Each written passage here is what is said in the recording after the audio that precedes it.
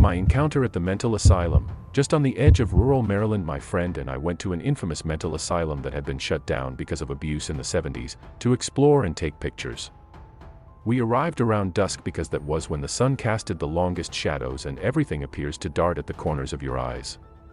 We crept into the perimeter and approached the first building that seemed accessible. It seemed to be an old dormitory but was pure menacing in the shadows. It was dead quiet and getting darker by the second while we tried to gain entry. All the windows on the bottom floor were securely boarded up, but on the top floor they were not. We climbed up on a shed and were able to knock the top half of the window so that it slid down. What's important is that only the top half was open, the rest of it remained locked tight. It was a really tight fit for us as we crammed ourselves in. When we were in, we put on our respirators, avoiding toxic particles as best as we could, and started poking around. It was super creepy. The rooms had bed frames and chipped dressers and even various personal papers lying around.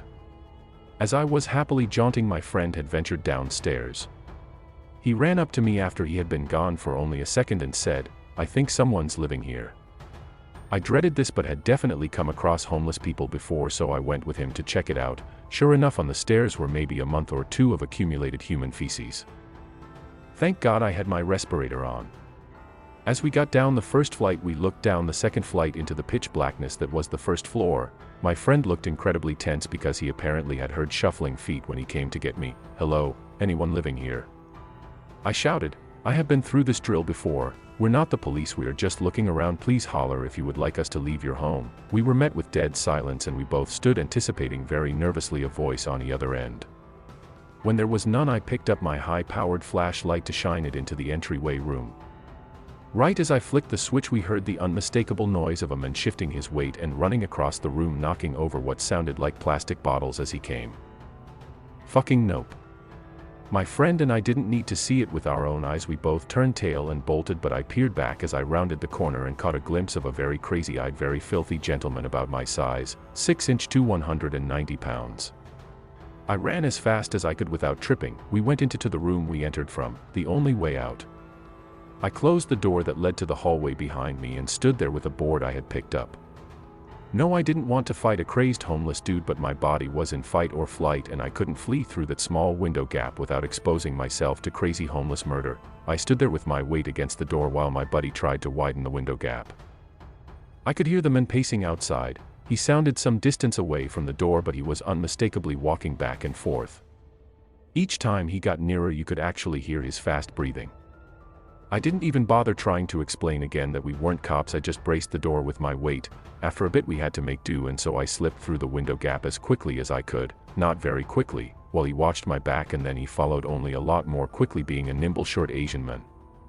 After we got out, we told our friends, a pack of girls, about the encounter and then told them we intended to keep exploring. We got picked up by security guards not extremely long after we informed them they had a squatter and that he might be violent, and the look on their faces was not happy. The abandoned mental asylum. Okay, so this was a little over a decade ago when I was a teenager. I live in a small-ish town in New Zealand. In my area there was an abandoned mental asylum that got closed down due to things like abuse of the patients, etc. It is located deep in a valley away from civilization, and the locals at the time shared ghost stories and the like. The stories ranged from actual ghosts to old patients who had been left up there to die, coming back and walking the wards. Basically everyone knew weird shit went on up there. At the time the place was fully closed and empty except a few things, and lots of people had managed to break into the boarded up buildings and walk in the wards and so on. In fact, the swimming pool that the patients used back in the day was still being used for disabled people. There is a very strange old man who lives up there and is like the caretaker of the land. We all knew what he looked like, some friends and I decided we would go up there for the fun of it. None of us believe in ghosts and still don't, so we head up the valley, found a bush to hide our bicycles in, and left one friend who didn't want to come at the bottom to tell us if any police or if the old man was coming, via cell phone text. I personally had a really strange feeling about the whole thing. I am very intuitive, but the feeling was outweighed by the excitement, but the strange feeling kept growing, and as the day went on it turned into a "I feel like we're being watched" feeling. We came to the abandoned buildings. They were spooky but cool. They were boarded up, but my friend who was quite strong managed to rip some of the boards off and we went inside. It was what you'd expect from an abandoned mental asylum that many other people had broken into, lots of rooms, all trashed.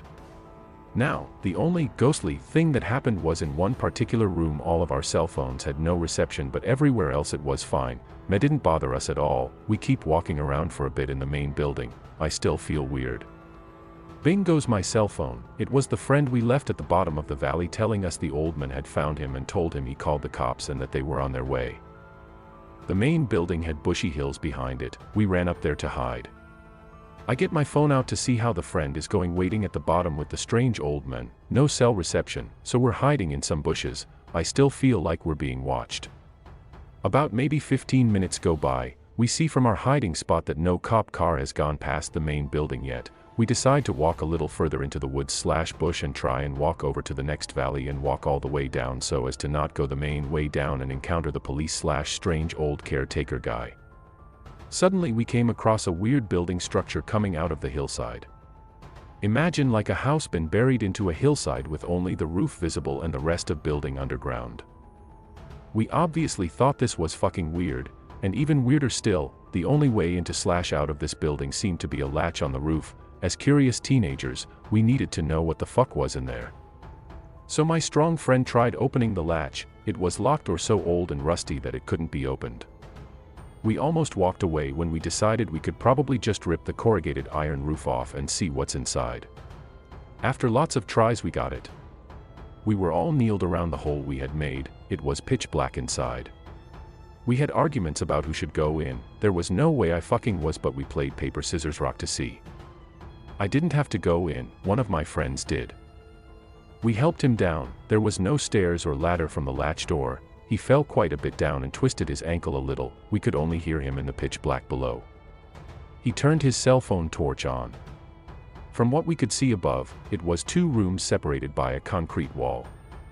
In the room we could see best, there appeared to be a bed and a chair and some old as fuck magazines and old opened and consumed cans of food. My friend below confirmed all of this and also let out a huge, "What the fuck," and then threw a fucking human skull up to us. By this point my friend was like, "Get me the fuck out of here," so we all put our hands down and we helped him up out of there, thank fuck. At that very point, in the trees further up the hill, a big branch fell from a tree. I say to my friends, "Let's get out of here," so we follow our original plan of walking over to the next valley and walking all the way back down that way. We found where we needed to go and started walking down a hill which was no longer trees and bush, it was just farmland with some cows and sheep on it. We were walking down the hill in a single file line. I was at the back of the line. I feel a strong hand on my shoulder and I turn around like what the fuck. There is a man, about 40 maybe, in full camo gears, with an old school WW1 type rifle pointed at my face. Guns aren't that easy to obtain in NZ. He did not look normal at all and he was not the old man who looks after the land. He says, "What are you doing here?" We say, "We just came to explore and shoot our BB gun around." He says, "No, you're lying to me. I have been following you since you put your bikes down. What were you doing at the old shed down there? Who do you work for?" We say, "Just an old shed, is it?" He says, "I'm asking the fucking questions here." At this point we were shit scared, but that strong friend I have, he wasn't. He could fight very well when he needed to and knew some kung fu, and at this point he was sick of this guy pointing a gun in our faces, so he quickly grabbed the gun and managed to get it out of the man's grip, and they fought over it for a bit. Then it fell and rolled down the hill and we fucking ran. We turn back and look. This guy is just smiling at us all evil and he yells out, "If you tell anyone about anything you've seen, you're all dead. I know your names," and he is waiting for you by your bikes. He was the old man aka caretaker, and he was waiting by our bikes. The other friend who waited was gone. This part was weird because he and the other camo rifle guy must have had walkie-talkies or something, because the old man said to us, "If we ever see any of you up here again, you won't be leaving as easily, and if you talk about what you saw, I will know and I will find you. We know your names." We asked, "What did you do with our friend?" He laughed and said, "He ran away and left you. He's probably with the cops at the gate." We found our friend just further down where the public road starts by himself. He also had a gun pulled on him by the old man, so he ran away. No police. I don't really know how to end this story, but something fucking weird happened up there. Oh, and I have even seen the old man at the supermarket years since this incident, and he gave me a very strange look. Some things to note: the police never came, perhaps were never called. Since this happened, years later, All remnants of the main buildings have been suspiciously burnt down. Anyway, hopefully I don't meet them again. Also, I will happily answer any of your questions when I can. I actually think I can remember exactly where this weird shed was and could take someone there, lol. My personal theory about the shed was I think when the place got closed down there was nowhere for some of the more severely insane patients to go and no family cared, so they possibly threw them in these weird chambers to die in the hills. Another theory about the camo guy with the gun is that he may have been a patient there ages ago because he did not look sane at all. The cult of the Downey Insane Asylum. About 2 years ago my friends and I had found out about an abandoned insane asylum located in Downey, California.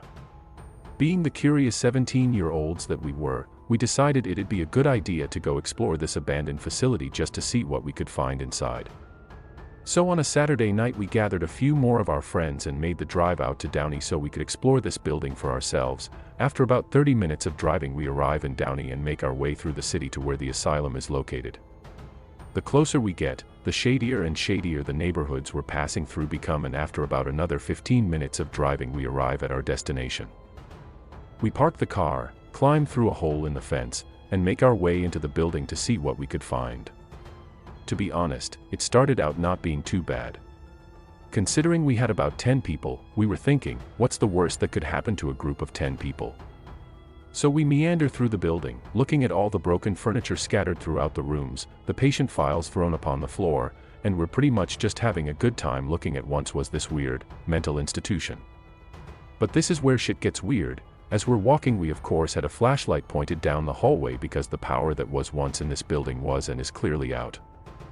But as we're walking with our flashlight pointed ahead of us and we come to a corner, we see the adjacent wall of the corner light up from what we assumed was another flashlight, and sure enough we turn the corner and there's another group of 4 kids, shady, weird fucking kids.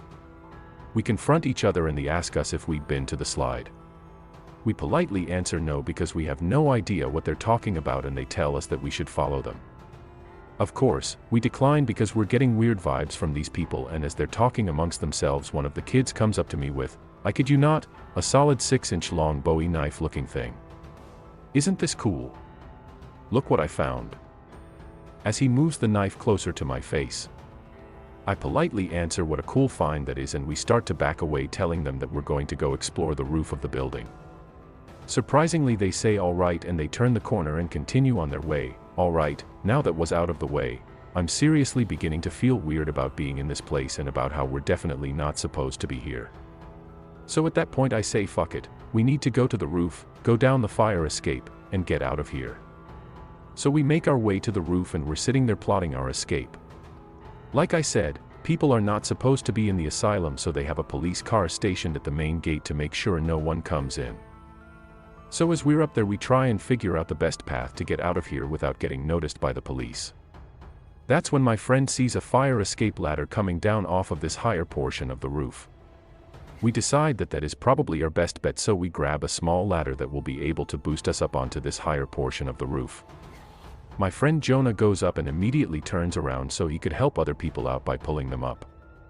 As I'm getting myself up there, my heart completely fucking sinks. Jonah, did you not see this when you got up here? I whisper. What the fuck are you talking about, man? He responds.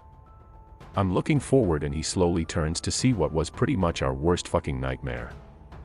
There's about 15 hooded people sitting in a circle up there surrounding a burning cat or some other dead animal. These motherfuckers are talking in tongues and just making noises which seemed satanic. As we're both getting down we get noticed and they start talking amongst themselves in this weird language, and as soon as we get down these motherfuckers stand up and start sprinting towards us. I tell everyone to ditch the idea of the fire escape and not to worry about the cop, we need to get the fuck out of here. So we start sprinting through this building with this cult in close pursuit behind us. We miraculously make it of the building and are starting to run across the field to the main gate, and as we're doing so the cop notices all the commotion, turns on his sirens, and comes driving in. Thank God he manages to cut the cult off from us and he starts to chase them as we get away safely. Honestly, I can safely say it was the scariest experience of my life. What would we have done if they'd taken one of our friends? Would we have to go back in and confront them? I don't know, and I'm glad that it didn't happen.